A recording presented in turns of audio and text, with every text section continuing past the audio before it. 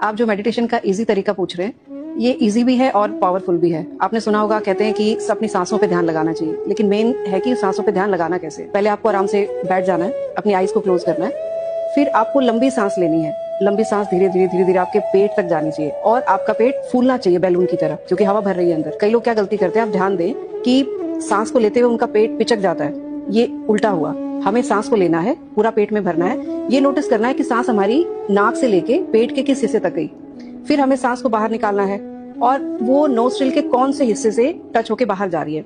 हमें 5 मिनट के लिए इसी चीज के ऊपर ध्यान लगाना है। आप देखेंगे कि 5 मिनट के बाद आप बहुत रिलैक्स फील करने लगेंगे। ये हमारी शुरुआत होगी। धीरे धीरे आप अपने टाइम को अपने अकॉर्डिंग बढ़ा सकते हैं 40 मिनट तक। और ये सबसे बेस्ट मेडिटेशन कही जाती है। दिन में अगर आपको लगे कि आप एग्जॉस्टेड फील कर रहे हैं, तो भी आप 1 मिनट के लिए चाहे चेयर पे ही बैठ जाएं और आंखें बंद करके ऐसे ही लंबी सांस लें। आप 1 मिनट के बाद ही रिलैक्स।